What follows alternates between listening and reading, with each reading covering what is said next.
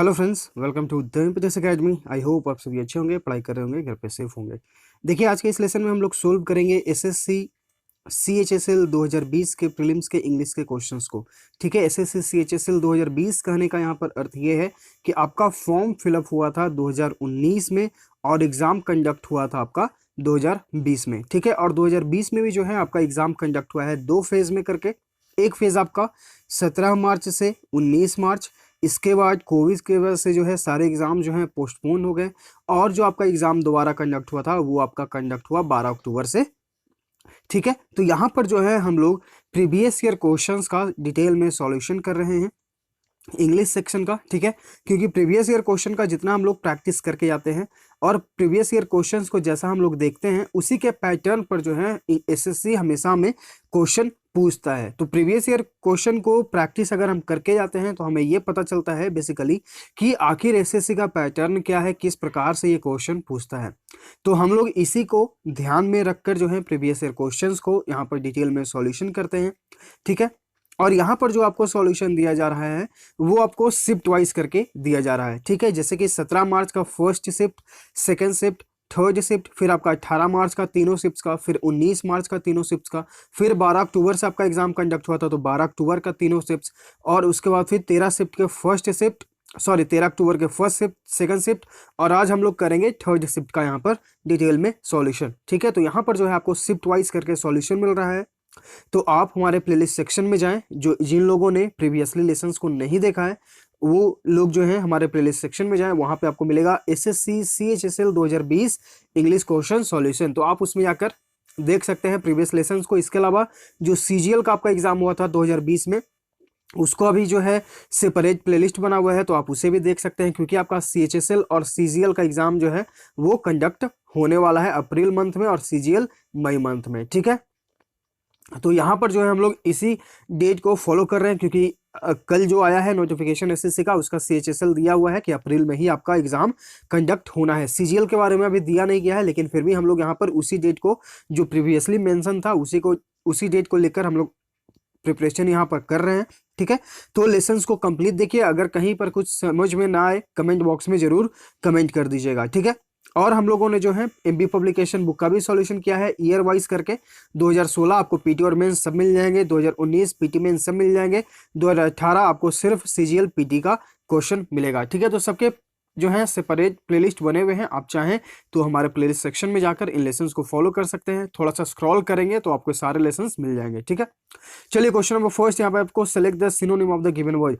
Synonym यानी कि प्रवाची शब्द, यानी कि इससे मिलता जुलता शब्द आपको ढूंढना है। ठीक है, नेबुलस, ये देखिए वर्ड हम लोग जो है 3 या 4 दिन अगर हम लोग रिकॉल करें तो ये वर्ड हमारे सामने ऑप्शन के रूप में आया था। ठीक है, आज यही देखिए ऑप्शन वाला जो है आपको एक क्वेश्चन बनकर आ गया। तो इसलिए हम हमेशा आपको बोलते हैं कि आप जो है हर एक ऑप्शन को भी ध्यान से जो है देखिए, उन्हें याद करिए, और हम इसलिए जो है हर एक वर्ड का यहाँ पर अर्थ आपको बताते चलते हैं। ठीक है, तो चलिए अब यहाँ पर देखते हैं नेबुलस। आई होप आप सभी को याद होगा, अगर नहीं याद है तो चलिए फिर से आज हम लोग याद कर लेते हैं। नेबुलस मतलब होता है अस्पष्ट। ओके, अब इसका पर्यायवाची क्या होगा? स्टेबल यानी कि स्थिर, फेथ यानी कि विश्वास, वेग यानी कि अस्पष्ट, डियरली मतलब क्या होता है? इसका मतलब होता है डियरली मतलब हो गया नरमी से, ठीक है, कोमलता से। तो राइट आंसर आपका यहाँ पे ऑप्शन सी है। ठीक है, नेबुलस और वेग जो है एक दूसरे के सिनोनिम में, आपका ऑप्शन सी यहाँ पे राइट आंसर हो जाएगा। क्वेश्चन नंबर 2, यहाँ पे आपको एप्रोप्रिएट एंटोनिम बताना है। एप्रोप्रिएट मतलब क्या होता है? इसका मतलब होता है उपयुक्त, सटीक। ठीक है, तो ये भी वो जो है एसएससी में ऑलरेडी पूछा गया है, तो इस चीज का जो है आप ध्यान रखिएगा, इसका अर्थ और इसका जो है जो स्पेलिंग है APPROPRATE। ठीक है, तो ये वो जो है मिस स्पेल्ड में भी पूछा गया है और इसका सिनोनिम भी पूछा गया है एसएससी में। ठीक है, तो इस चीज को ध्यान रखिएगा। इसका आपको यहाँ पर अपोजिट यानी कि विपरीत बताना है मेट्रोपॉलिटियन का। मेट्रोपॉलिटियन मतलब होता है राजधानी से संबंधित। ठीक है, ज्यादातर मतलब कि शहरी जो है उसे आप बोल सकते हैं। तो यहाँ पर इसका विपरीत क्या होगा ये आपको बताना है। एंटोनिम यानी कि विपरीत, अपोजिट। प्रोविंशियल मतलब क्या हो गया? प्रांतीय। फेडरल यानी कि संघीय। इंसुलर मतलब क्या हो गया? द्वीपीय। नेशनल यानी कि राष्ट्रीय, यहाँ पे विपरीत आपका राइट आंसर यहाँ पे आपका ऑप्शन ए है। एक है महानगर राजधानी के रूप में और एक है प्रोविंशियल यानी कि प्रांत के रूप में। जब हम लोग हिस्ट्री पढ़ते हैं तो वहां पर हम लोग देखते हैं महानगर, प्रांत। ठीक है, तो ये आपका एंटोनिम आपका ऑप्शन ए। क्वेश्चन नंबर 3, यहाँ पे आपको करेक्ट स्पेल्ड को चूज करना है। तो यहाँ पर जो वर्ड्स लिखे गए हैं ये लिखे गए हैं मेमोरी। ठीक है, MEMORY मेमोरी यानी कि स्मृति, या फिर इसका एक और वर्ड हो सकता है मेमोरिया, ठीक है, मीमोरिया, इसका मतलब ये होता है स्मृति, ठीक है, ये आपका रॉन्ग स्पेल्ड है। स्टीडियस, STUDIOUS, इसका मतलब होता है अध्ययनशील, यहाँ पर यू गलत है, ठीक है। रेस्टोरेंट, रेस्टोरेंट, ठीक है, ANT यहाँ पर होगा, रेस्टोरेंट यानी कि खाने की जगह। और बिजनेस यहाँ पे आपका करेक्ट स्पेल्ड है, ऑप्शन डी यहाँ पे राइट आंसर है, बिजनेस यानी कि व्यापार। तो देखिए ये जो सारे वर्ड्स आपके लिए इंपॉर्टेंट है, ठीक है, यहाँ पे राइट आंसर आपका ऑप्शन डी। क्वेश्चन 4 यहाँ पे आपको फिल इन द ब्लैंक करना है। देखिए यही क्वेश्चन कल हम लोगों ने किया है और यही क्वेश्चन फिर से यानी कि सेकंड शिफ्ट में पूछा गया और फिर से ये थर्ड शिफ्ट में भी पूछा गया है, ठीक है। आई होप आपको इसका आंसर पता होगा, आप इसका आंसर बताइए कमेंट बॉक्स में कमेंट करके, ठीक है। चलिए आगे पढ़ते हैं, अगर आपको याद है तो आप जरूर बताएंगे। आगे के लिए है कि आपको एक कंप्रिहेंशन दिया गया है और इसे आपको फिल करना है, ठीक। अ city predominantly made of red stone, एक शहर जो मुख्यतः रेड सैंडस्टोन से बनाया गया है, प्रीडोमिनेंटली यानी कि मुख्यतः, ठीक है। Fatehpur Sikri fill in the blank founded in the 16th century by the Mughal emperor Akbar, जो फतेहपुर सिकरी है was founded in 16th century by the Mughal emperor Akbar. देखिए यहाँ पर जो है पूरा पार्ट अगर आप पढ़ेंगे तो यहाँ पे बात हो रहा है पास्ट में कि इसे जो है 16वीं शताब्दी में अकबर के द्वारा, जो मुगल सम्राट अकबर है उसके द्वारा जो है फतेहपुर सिकरी बनाया गया था और ये जो पूरा शहर है वो रेड सैंडस्टोन का बना हुआ है। तो पास्ट के लिए हम लोग यहाँ पर जो हेल्पिंग वर्ब है वो पास्ट वाले फॉर्म में यूज करेंगे। तो यहाँ पर ऑप्शन ए एलिमिनेट, हैड का यूज करेंगे नहीं। वेयर का यूज हम लोग कब करेंगे, जब प्लूरल होता है, क्योंकि हमारा सब्जेक्ट जो है वो सिंगुलर है फतेहपुर सिकरी, तो इसलिए यहाँ पर हेल्पिंग वर्ब भी हम लोग वाज का यूज यानी कि सिंगुलर फॉर्म में करेंगे, ठीक। आगे पढ़ते हैं। इट इज इसेंशियली, यह जो है इसेंशियली अ फोर्टिफाइड सिटी, यह जो है पूरी तरीके से किलेबंद शहर है, ठीक है। Fill in the blank had been capital of Akbar, जो अकबर का राजधानी हुआ करता था, मतलब कि अकबर का जो राज्य था उसकी राजधानी हुआ करता था। तो यहाँ पर देखिए, यहाँ पर हम लोग जो ऑप्शंस गिवन है व्हाट, हु, विच या फिर वेयर, तो यहाँ पर हम लोग क्या यूज करेंगे, विच का, क्योंकि यहाँ पर एक जो है निर्जीव वस्तु यानी कि किसी शहर के बारे में, वो निर्जीव वस्तु है तो उसको कनेक्ट करने के लिए, उससे रिलेट करने के लिए हम लोग क्या यूज करते हैं, विच का, यानी कि ऑप्शन सी यहाँ पे राइट आंसर है। Which had been the capital of Akbar, capital for Akbar. अब यहाँ पर बाकी ऑप्शंस हैं बाई, फॉर, फ्रॉम या फिर सिंस, तो हम लोग यहाँ पर यूज करेंगे फॉर का, फॉर 15 ईयर्स, ठीक है। वो कितने साल के लिए जो है राजधानी रहा था, तो वो 15 साल के लिए, यानी कि फॉर 15 ईयर्स, ठीक है। Now a UNESCO world heritage site, यह जो है अब जो है now a UNESCO world heritage site fill in the blank if, but, nor या फिर एंड। तो यहाँ पर हम लोग क्या यूज करेंगे, हम लोग यहाँ पर यूज करेंगे एंड का। Now a UNESCO world heritage site and a famous tourist attraction, it is a fine, यानी कि अब जो है यह यूनेस्को वर्ल्ड हेरिटेज साइट तो है ही, और के लिए हम लोगों ने यहाँ पर यूज किया एंड, और एक प्रसिद्ध टूरिस्ट अट्रैक्शन, यानी कि जो टूरिस्ट जो घूमने आते हैं उनके लिए एक आकर्षण का बिंदु भी बन गया है। It is a fine fill in the blank example, infrastructure, ruin या फिर ऑर्गेनाइजेशन। एग्जाम्पल मतलब होता है उदाहरण, इंफ्रास्ट्रक्चर मतलब क्या हो गया आपका आधारिक संरचना, रियून यानी कि बर्बाद करना, ऑर्गेनाइजेशन यानी कि संस्था या फिर संगठन। तो यहाँ पर हम लोग यूज करेंगे ऑप्शन ए यानी कि एग्जाम्पल का। It is a fine example, यानी कि यह बहुत ही अच्छा एग्जाम्पल है मुगल आर्किटेक्चर का, ठीक है। तो यहाँ पे आपका ऑप्शन ए राइट आंसर। चलिए आते हैं क्वेश्चन नंबर 10 पे। यहाँ पे आपको इडियम का अर्थ बताना है, to have a gut feeling. इसका मतलब क्या होता है, इसका मतलब होता है एन इंस्टिंक्ट और इंट्यूशन, ठीक है, यानी कि आपके अंदर से जो है वो आवाज निकलती है, जिसे हम लोग अंतर्बोध बोलते हैं, ठीक है। जैसे होता है कि आप कुछ सोच रहे हैं और वो जो है अंतर्बोध आपके मन में होता है कि हाँ ऐसा हो सकता है, वो उसे बोलते हैं हम लोग गट फीलिंग। ऑप्शन देखते हैं, टू सफर फ्रॉम इन्फ्लेमेशन, यानी कि आपके पेट के अंदर कुछ जो है गड़बड़ हो रहा है, ठीक है। इन्फ्लेमेशन, ऐसे तो इन्फ्लेमेशन मतलब होता है ज्वलन होना, ठीक। To have pain in the abdomen, to experience discomfort, यानी कि आप जो है घबराहट महसूस करते हैं। टू फील एन इंस्टेंट और इंट्यूशन, यानी कि आप अंतर्बोध का जो है महसूस करते हैं। राइट आंसर आपका यहाँ पे ऑप्शन डी हो जाएगा। क्वेश्चन नंबर 11, यहाँ पे आपको फिल इन द ब्लैंक करना है। The performance of the notable dancers and guest artist fill in the blank the audience. Notable यानी कि प्रसिद्ध, जो परफॉर्मेंस है प्रसिद्ध डांसर्स और आर्टिस्ट्स के, उन्होंने ऑडियंस को क्या किया, ठीक है। ऑप्शंस देखते हैं, एब्जॉर्ब यानी कि सोखना, इंथ्रॉल्ड यानी कि मोहित करना, इमर्स्ड यानी कि जो है समाना, ठीक है, मग्न करना, या फिर ऑक्यूपाइड यानी कि कब्जा कर लेना। तो उन्होंने जो है जितने भी ऑडियंस हैं उनको उन्होंने मोहित किया अपने डांस से। ऑप्शन सी यहाँ पर, सॉरी बी जो है राइट आंसर है। क्वेश्चन 12 यहाँ पे आपको इडियम का अर्थ बताना है। Akshay is likely to take the heat for having miscalculated the expenses. तो टेक द हीट यहाँ पे आपका इडियम है, इसका अर्थ क्या होगा? इसका अर्थ जो होता है वो होता है कि इसका मतलब होता है कि टू एक्सेप्ट ब्लेम और विथ स्टैंड डिसअप्रूवल, यानी कि आप जो है क्रिटिसिज्म को जो है एक्सेप्ट करते हैं, यानी कि अगर आपने कुछ गलती की है तो आप जानते हैं कि मैंने गलती की है और आप जो है उसका ब्लेम अपने ऊपर लेते हैं। ठीक है, ऑप्शंस देखते हैं। एंजॉय वार्म क्लाइमेट यानी कि आप जो है वार्म क्लाइमेट यानी कि मौसम को एंजॉय करते हैं। रिसीव क्रिटिसिज्म यानी कि आप निंदा जो है स्वीकार करते हैं। फील वेरी हॉट गर्म महसूस करते हैं। स्कोल्ड एवरीवन यानी कि हर किसी को डांटते हैं। राइट आंसर आपका यहाँ पे ऑप्शन बी है। Akshay is likely to take the heat यानी कि अक्षय जो है अब जो है उसे उसकी निंदा होने वाली है। To have miscalculated expenses, क्योंकि उसने जो है एक्सपेंसेस यानी कि जो खर्चे हैं उसमें मिस कैलकुलेशन किया है, गलत जोड़ा है, उसने हिसाब किया है, इसलिए जो है उसे जो है क्रिटिसिज्म को झेलना पड़ेगा, निंदा को झेलना पड़ेगा। क्वेश्चन नंबर 13 यहाँ पे आपको ग्रामेटिकल एरर को फाइंड आउट करना है।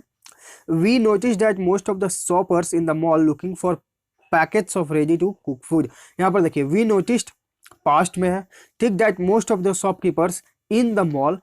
अब यहाँ पर देखिए, यहाँ पर जो एक सिर्फ डायरेक्ट जो है आपको हेल्पिंग वर्ब न देकर मेन वर्ब और उसके साथ वर्ब के फोर्थ फॉर्म को दिया गया है। तो चूंकि हम देख रहे हैं कि ये पार्ट अगर पास्ट में है तो इस पार्ट को भी हम पास्ट बनाएंगे। तो इसे पास्ट में बनाने के लिए यहाँ पर मोस्ट ऑफ द शॉपकीपर्स यानी कि ये जो है आपका प्लूरल सब्जेक्ट बन गया, तो यहाँ पर हम लोग यूज कर लेंगे वेयर का। वी नोटिस्ड डैट यानी कि हम लोगों ने यह नोटिस किया, यह देखा कि मोस्ट ऑफ द शॉपकीपर्स यानी कि ज्यादातर जो शॉपकीपर्स हैं इन द मॉल वो किस चीज की खोज कर रहे थे? Packets of ready to cook food, यानी कि वो जो है खाना पकाने के लिए रेडी पैकेट्स को ढूंढ रहे थे। तो यहाँ पर ढूंढ रहे थे यानी कि पास्ट कॉन्टिन्यूअस में ये सेंटेंस बनेगा, तो वेयर प्लस वर्ब का फोर्थ फॉर्म यहाँ पे आपका जो एरर है वो हो जाएगा आपका ऑप्शन डी। यहाँ पे आपको वेयर का यूज करना है। क्वेश्चन नंबर 14 यहाँ पे आपको सिनोनिम बताना है राइंड का। इसका मतलब क्या होता है? राइंड मतलब होता है पपड़ी या फिर छाल। ठीक है, ऑप्शंस देखते हैं। सेड यानी कि छाया, पील यानी कि छाल, राइट आंसर आपका यहाँ पे ऑप्शन बी। पेटल यानी कि पत्ती, लीफ मतलब भी पत्ती, राइट आंसर आपका ऑप्शन बी। क्वेश्चन 15 यहाँ पे आपको अंडरलाइन सेक्शन में अगर लगता है कि इंप्रूवमेंट की जरूरत है तो करें, नहीं तो फिर नो इंप्रूवमेंट ऑप्शन के साथ जाएं। Since it falls on the floor her dog a black Labrador Gulp the biscuit down. ठीक है, गल्प मतलब होता है निगल जाना, खा लेना। ठीक, अब यहाँ पर देखिए her dog gulp the biscuit down, यानी कि ये जो है आपका पार्ट जो है पास्ट में बन रहा है, सब्जेक्ट ही आपका है और ये वर्ब का सेकंड फॉर्म यानी कि ये पास्ट में है। तो ये पार्ट को भी हम जो अंडरलाइन सेक्शन है इसको भी हम पास्ट में ही चेंज करेंगे। तो ऑप्शंस देखिए, ऑप्शन ए आपका हैव, ये प्रेजेंट में यूज होता है। एलिमिनेट, यहाँ देखिए is, eliminate, no improvement, eliminate. Right answer यहाँ पे फेल यानी कि वर्ब का सेकंड फॉर्म, तो यहाँ पे राइट आंसर आपका यहाँ पे ऑप्शन डी हो जाएगा। तो अगर आप अच्छे से सेंटेंस को पढ़ते हैं और अगर आपको रूल्स याद हैं, आपको पता है कि अगर ये पार्ट पास्ट है तो इसे जो है हमें कंप्लीट करने की, जब तक ये कोई यूनिवर्सल ट्रूथ ना हो तब तक हम उसे जो है उस फॉर्म में चेंज करेंगे जो ये सेंटेंस है। ठीक है, अगर यूनिवर्सल ट्रूथ है तो आप जैसे पृथ्वी घूमती है तो ये तो यूनिवर्सल ट्रूथ है, आप इसे चेंज नहीं करें सॉरी। लेकिन जहां पर यूनिवर्सल ट्रूथ की बात ना हो, जनरल सेंटेंस हो, तो वहां पे आप जो है उसे जो एक फॉर्म दिया गया है उसे पूरे फॉर्म में एक सेंटेंस को कन्वर्ट करें। तो ये पार्ट देखिए, अगर आप पास्ट में देख रहे हैं और ये पार्ट जो है आपका प्रेजेंट में, फॉल्स यानी कि V5 ये प्रेजेंट इंडेफिनिट में यूज होता है। तो अब इसे भी हम लोग पास्ट में ही चेंज कर लेंगे। तो ऑप्शंस देखेंगे तो आपको रूल पता है कि हाँ ये पास्ट में ये फॉर्म होगा, प्रेजेंट में ये फॉर्म होगा। तो है प्रेजेंट में यूज एलिमिनेट, इज प्रेजेंट में यूज एलिमिनेट, तो राइट आंसर आपका ऑटोमेटिकली ऑप्शन डी हो जाएगा। ठीक है, क्वेश्चन नंबर 16, तो ऑप्शंस को एलिमिनेट करना सीखिए। क्वेश्चन नंबर 16 यहाँ पे है tending to associate with others of one's kind, यानी कि आप जो है दूसरों लोगों से जो है एसोसिएट यानी कि एक जगह संग्रहित होकर रहना चाहते हैं। कॉन्ग्रुअस, इसका मतलब क्या होता है? कॉन्ग्रुअस मतलब होता है संगत या फिर उचित भी होता है। हार्मोनियस यानी कि सामंजस्य यानी कि एक दूसरे से अच्छा रिश्ता होना। ग्रीगेरियस यानी कि झुंड बनाकर रहना। जेनियल मतलब कि मिलनसार, राइट आंसर आपका यहाँ पे ऑप्शन सी है। यहाँ पर देखिए एसोसिएट एक वर्ड यूज हुआ है। एसोसिएट मतलब हो गया आपका एक प्रकार का संगठन, मिलजुल कर रहना, और ग्रीगेरियस मतलब होता है झुंड जहाँ पे सब लोग रहते हैं। तो ऑप्शन सी आपका यहाँ पर राइट आंसर है। क्वेश्चन नंबर 17 यहाँ पे आपको अंडरलाइन सेगमेंट में इंप्रूवमेंट की जरूरत है तो करें, नहीं तो नो इंप्रूवमेंट ऑप्शन के साथ जाएं। This is a class who is expected to do exceptionally well in the quiz next week. This is a class, अब इसको रिलेट करने के लिए क्लास क्या है अभी एक, ये जो है आपका एक निर्जीव चीज है, ठीक। तो इसको रिलेट करने के लिए हम लोगों ने क्या सीखा है, व्हिच का यूज करना सीखा। अभी भी हम लोग देखे थे कुछ ऊपर पहले जब फिल इन द ब्लैंक कर रहे थे। तो अगर हम इस चीज को हमें पता है तो ऑप्शंस को देखेंगे, एलिमिनेट, ऑप्शन एलिमिनेट। यहाँ पर देखिए दिस इज अ क्लास यानी कि सब्जेक्ट सिंगुलर, तो भर भी सिंगुलर होगा, तो ये आर वाला जो ऑप्शन है ये भी एलिमिनेट, तो राइट आंसर आपका ऑटोमेटिकली ऑप्शन है। तो अगर आपको रूल्स याद है आप अपने ऑप्शंस को एलिमिनेट करेंगे और राइट आंसर पे आ जाएंगे, वो भी पूरे कॉन्फिडेंस के साथ। चलिए क्वेश्चन नंबर 18 यहाँ पे आपको पैसिव वॉइस में चेंज करना है। The police brought a search warrant, the police subject, brought यानी कि भर का सेकंड फॉर्म, तो ये आपका पास्ट में है, ठीक। अब इसे जब आप लोग जो पैसिव वॉइस में चेंज करेंगे तो वाज अवेयर का यूज करेंगे प्लस भर का थर्ड फॉर्म यूज करेंगे, ठीक है। तो यहाँ पर देखिए अगर आप ऑप्शंस को देखेंगे तो ऑप्शन ए में आपका है वाज, ठीक, हो सकता है हमारा आंसर। यहाँ पर देखिए हैड, एलिमिनेट, यहाँ पर देखिए had been, eliminate. Option D आपका है was brought when they raided his house by the police. अब यहाँ पर देखिए ये दोनों ऑप्शंस में जो है क्या जो है अंतर है। यहाँ पर देखिए ऑप्शन ए में है कि अ search warrant was brought by the police, और यहाँ पर जो ऑप्शन डी में है, ऑप्शन डी में जो आपका है a search warrant was brought, यहाँ पर बाय द पुलिस का यानी कि जो सब्जेक्ट आपका है वो आपको यहाँ पर दिया नहीं गया है, तो ऑप्शन डी भी आपका एलिमिनेट हो जाएगा। राइट आंसर यहाँ पे आपका ऑप्शन ए है, a search warrant was brought by the police when they raided his house. Option A आपका यहाँ पर राइट आंसर हो जाएगा। क्वेश्चन नंबर 19 यहाँ पे आपको जंबल सेंटेंसेस दिया गया है और उसे आपको सही जो है ऑर्डर में अरेंज करना है। तो इसके लिए हम लोगों ने क्या सीखा है कि सबसे पहले तो है हम चारों सेंटेंसेस को पढ़ेंगे, ठीक है। उसके बाद जो है हम इसमें से एक सब्जेक्ट को चूज करेंगे, क्योंकि जब तक हमें एक सब्जेक्ट नहीं पता होगा तब तक हम इस पर बात ही नहीं कर पाएंगे, और ये सब्जेक्ट चुनना जो है एक बहुत ही डिफिकल्ट काम है।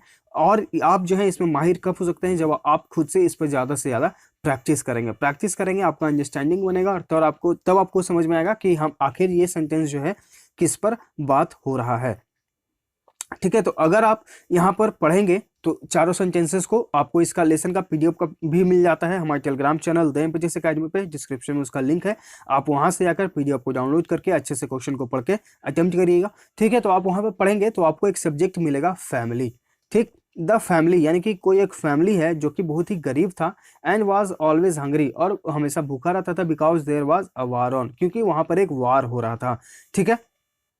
अब देखिए their country had been invaded by a foreign army, अगर वार हो रहा है उसके देश में, उसके राज्य में, उसके डिस्ट्रिक्ट में, तो वो जो है क्या हुआ कि their country had been invaded by a foreign army, war हो रहा है क्योंकि वहां पर जो है विदेश की आर्मी जो है उसके देश में जो है आकर घुस चुकी है, ठीक है, तभी वार हो रहा है।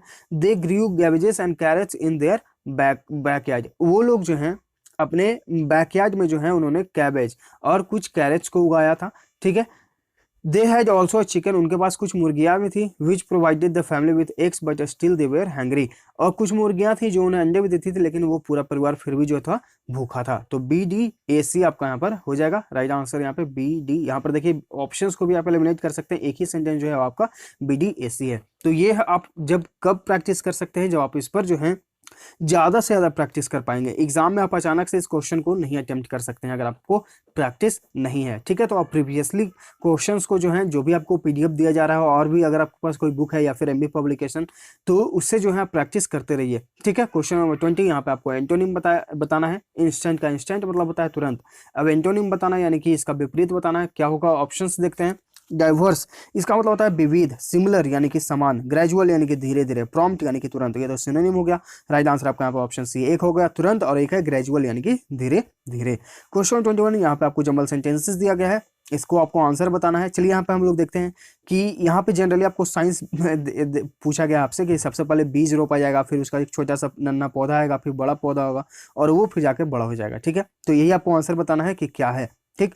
क्वेश्चन 22 यहाँ पे आपको डब्ल्यूएस का अर्थ बताना है। Lasting for a very short time यानी कि कोई ऐसा चीज जो बहुत ही कम समय के लिए जो है रहता है, उसे क्या बोला जाता है। इफिमेरल यानी कि अल्पकालिक, अल्पकालिक राइट आंसर आपका यहाँ पे ऑप्शन ए है।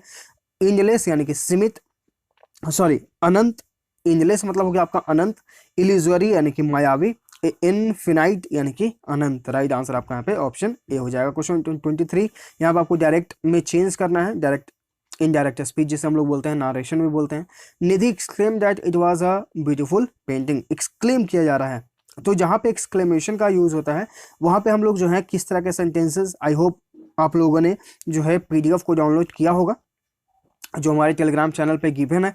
आप हमारे टेलीग्राम चैनल पे जाइए, डिस्क्रिप्शन में उसका बॉक्स लिंक दे दिया गया है, आप वहाँ से उसके सर्च आइकन में सर्च करें नारेशन, तो इस नाम से आपको एक पीडीएफ मिलेगा, उस पीडीएफ में आपको नारेशन अच्छे से बताया गया है। ठीक है, तो इस तरह के सेंटेंसेस जो है, मतलब कि जो आपका डायरेक्ट सेंटेंस बनेगा वो बनेगा Nidhi exclaimed what a beautiful painting. यहाँ पे राइट आंसर आपके यहाँ पे ऑप्शन डी है। क्वेश्चन 24, यहाँ पे आपको इनकरेक्ट स्पेल्ड को चूज करना है। एक्सेस यानी कि अधिकता, सपोर्टर्स SUPPORTES, ठीक है, ओ की जगह यहाँ पे ई का यूज करना है। सपोर्टर्स यानी कि जो आपके समर्थक होते हैं। इंक्लूजन यानी कि सम्मिलन, यानी कि जहां पे मिलन होता है, इंक्लूजन सम्मिलन होते हैं। डिस्क्रिमिनेटरी यानी कि भेदभाव। राइट आंसर आपका यहाँ पे ऑप्शन बी हो जाएगा। क्वेश्चन 25, यहाँ पे आपको ग्रामेटिकल एरर को फाइंड आउट करना है। Most of the voters in Taiwan seem to have once again voted for the Democratic Party and president Tsai Ing when. ठीक, यहाँ पर देखिए मोस्ट ऑफ वोटर्स, यहाँ पर जो है व्यक्ति के बारे में बात हो रहा है। ठीक, तो जब भी हम लोग व्यक्ति के बारे में बात होते हैं तो हम लोग जनरली यूज करते हैं मेनी का। ठीक, मेनी ऑफ, और उसके बाद जो है हमें यूज करना होता है दी का, मेनी ऑफ द वोटर्स। ठीक है, अब मेनी जो है, मेनी को हम लोग अ लॉट ऑफ भी यूज कर सकते हैं। ठीक है, तो अ लॉट ऑफ वोटर्स या फिर मेनी ऑफ द वोटर्स आपको यूज करना है। अ लॉट ऑफ वोटर्स आप लिखिए या फिर मेनी ऑफ द वोटर्स। ठीक है, तो यहाँ पे आपका जो एरर हो जाएगा वो हो जाएगा आपका ऑप्शन डी में। इसके जगह आप a lot of the voters कर सकते हैं या फिर मेनी ऑफ द वोटर्स कर सकते हैं। ठीक है, मोस्ट को आप यहाँ पर से रिमूव करिए, ऑप्शन डी में आपका यहाँ पर एरर है। तो ये है इस लेसन का पूरा डिटेल में सॉल्यूशन। और यहाँ पर जो हमारा टेलीग्राम चैनल है द पीटीएस एकेडमी, यहाँ पे आपको जो है इस प्रकार के डेली जो है सिनोनिम्स और एंटोनिम्स के जो है पीडीएफ शेयर किया जा रहा है। डेली आपको 25 वर्ड्स इंपॉर्टेंट, जो भी एमबी पब्लिकेशन से जो भी इंपॉर्टेंट वर्ड्स हैं, जो सिनोनिम्स एंटोनिम्स पूछे गए हैं, सारे आपको जो है यहाँ पर एक पीडीएफ के फॉर्म में दिया जा रहा है, क्योंकि आगे जो है आपका CHSL CGL स्टेनोग्राफर का एग्जाम होने वाला है। तो ये सबके लिए जो है इंपॉर्टेंट है। तो आप चाहें तो आप हमारे टेलीग्राम चैनल से जुड़कर वहाँ से पीडीएफ को डाउनलोड कर सकते हैं। वहाँ पे आपको जो है लगभग 1 साल का करेंट अफेयर्स भी मिल जाएगा। पीडीएफ हम ऑलरेडी शेयर कर चुके हैं, तो आप वहाँ पर जो है स्क्रॉल करके थोड़ा ऊपर जाएंगे तो आपको जरूर मिल जाएगा। ठीक है, तो ये है इस लेसन का पूरे डिटेल में सॉल्यूशन। आई होप आपको हर एक क्वेश्चन, हर एक वर्ड समझ में आ गया होगा। तो लाइक करिए, शेयर करिए। अगर आप चैनल पहली बार विजिट कर रहे हैं तो चैनल को सब्सक्राइब भी कर लीजिएगा, ताकि आपके पास नोटिफिकेशन जाता रहे, आप अपडेट होते रहें। हम लोग मिलते हैं आगे के लेसन में। Thank you.